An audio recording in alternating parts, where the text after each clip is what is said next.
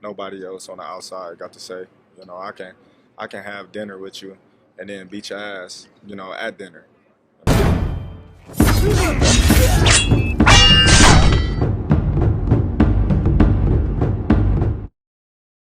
Terence Bud Crawford vacates his 154-pound WBO interim title.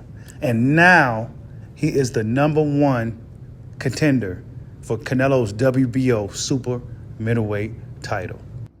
Get the lights up!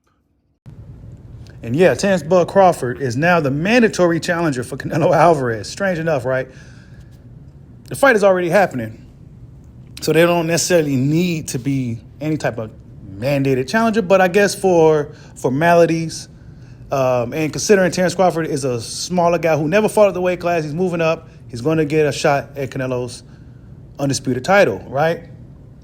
But the reason why Terence Bud Crawford is granted that permission is because of his legacy he then built in the sport, right? Because of the things that he's done in the sport, and he always represented the WBO, which was formerly known as what Bob ordered, but now we're going to call it what Bud ordered. But yeah, WBO explains why they made their decision, and it says this. On August 3rd, 2024, at BMO Stadium, Los Angeles, California, Terence Bud Crawford captured the vacant WBO interim middleweight championship by defeating Israel Mijamov. The WBO sanctioned this interim was under the medical suspension imposed by the Nevada State Athletic Commission following his bout against Tim Tszyu. Upon Fondora's medical clearance, WBO Championship Committee ordered negotiations for a unification bout with Crawford, consistent with the WBO institution policy to maintain only one champion per division. However, with the committee's approval, the parties agreed that Fondora will proceed with a voluntary defense against Troydell Booker on March 22nd, 2025. Las Vegas, Nevada. Fondora won TKO, while Crawford pursued a major bout against undisputed super middleweight champion Saul Canelo Alvarez. The committee unanimously allowed Crawford to retain the interim title pending finalization of the Canelo bout. In deference to his extraordinary merits, historical accomplishments, and long-standing relationship with the WBO, aka what Bud ordered. So WBO is pretty much granting Crawford,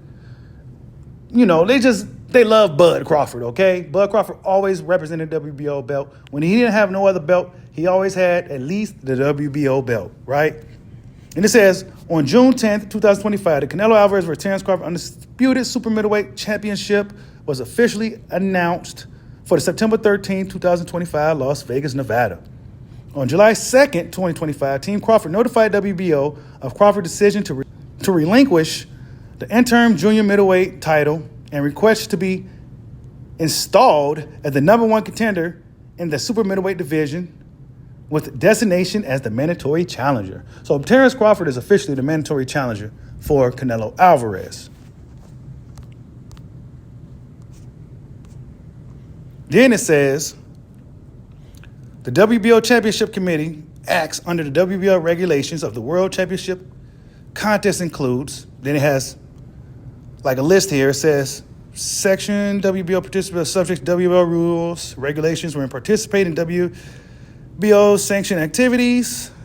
Let's see what else it says here. It says, in addition, the WBO Super Champion designation, not a separate title, but an institutional recognition of extraordinary merit, carries specific rights and privileges under WBO rules, including but not limited to priority consideration in rankings and mandatory status determinations. So guys like Usyk and Crawford, guys who held the WBO will literally grant them, do whatever they want, whatever they want, basically, right? So if Crawford wanted to fight the middleweight champion, he was able to do so. If he was able to fight the champion in weight class below, he was able to do so. Even 2 classes above, he is able to do so because of his merit. Then it says, following due to consideration, WBO Rankings Committee approved the recommendation to install Terence Crawford as the number one contender in the super middleweight division. The current top 3 WBO rated super middleweights are, number 1, Diego Pacheco, who actually beat his homeboy, Steven Sokoa Nelson.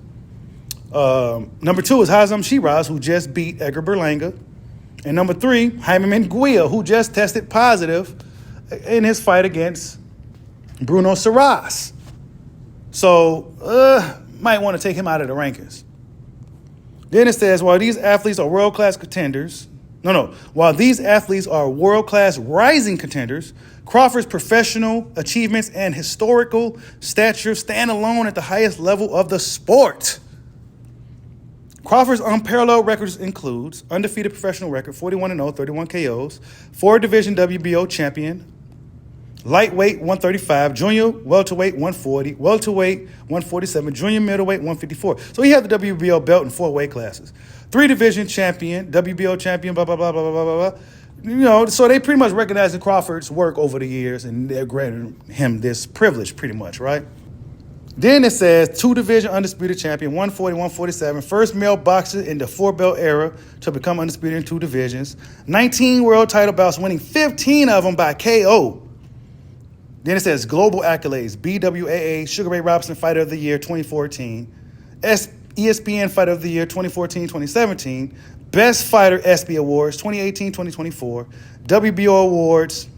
Then it says Fighter of the Year 2016, 2017, 2018, 2023, Most Promising Fighter 2025, Fighter of the Year 2014, 2023, Triple Crown Award 2018, Most Consistent and Durable Champion 2019. Crawford has not yet competed in the super middleweight division. The committee determines that his, quote, unmatched multi-divisional dominance, proven elite status and international acclaim, WBO super champion rights and privileges, and full compliance with WBO rules, regulations collectively established that he is not only deserving, but entitled to mandatory challenger designation. So basically, Bud Crawford did enough in the sport to warrant this move, right? Now, I mean, come on. If Canelo Alvarez wanted to fight Crawford, this kind of overrules all this anyway, but for formality purposes and things like that, this is what it is. And they recognize Crawford as that guy, basically. All right? I don't think I need to read any more. It just says here, this rule is an exceptional and extraordinary determination rendering in light of Terence Crawford's unique professional merits, institution standing, and historical achievements. It shall not serve as a precedent for future rankings or mandatory challenge designation. So basically, this is like a special thing, basically. It's because Terence Crawford just put in the work over the years. You know what I'm saying? And he represented WBO, never tested positive, asserted nothing but dominance, right? But, yeah, that's some of the latest news with Terence Bud Crawford. One thing I noticed in one of his more recent interviews, he spoke about the fight with Canelo Alvarez. To keep pushing a little bit harder because, I'm already, down 2 rounds, being that the popularity and, the person that I'm going up against is in a higher weight class than me. So, in my mind, I'm already down 2 rounds. I gotta make up for, those 2 rounds with the work that I put in going into this fight. That mindset is, I dig that. I like that. Another thing that's a little bit different about this fight for you, you are moving up weight classes for this. So you're going to be a little bit heavier for this. Is that good for you? Do you like that? Do you like being able to move up? Are you more comfortable at this weight as opposed to what you normally fight at? Well, I haven't been at this weight in an actual fight before. Yeah. Training, I'm gonna be just fine. Starve myself and cut muscle and, the thing, or worry about weight. That's the bonus of it. Do you think it'll have an impact on your cardiovascular performance at all? I know when I'm a little bit heavier, I move a little bit slower. And you're a proper supreme athlete, so you might not have that issue. But for me, I move a little slower and I'm a little heavier. No, I think it benefit me come fight night. And what do I always say on this channel? And I've been saying it for years. When you fighting Canelo Alvarez, you're already down 2 to 3 rounds. I mean, look, man, I'm not saying I know everything about boxing, but I think I know quite a bit. To the point where you hear the professionals, the experts say these things. Sometime after I say it, I'm not sure if it's great minds think alike or whatever the case may be. Look, Crawford knows that he's going to have to get to work in this fight with Canelo Alvarez. Despite how some of us may feel about the fight, Crawford himself knows what he has to do. He has to go up in there like he's down 2 rounds and he got to really make something happen. So, yeah, man, that's the latest. Terence Bud Crawford is now the #1 contender, the mandatory challenger for Canelo Alvarez's WBO title.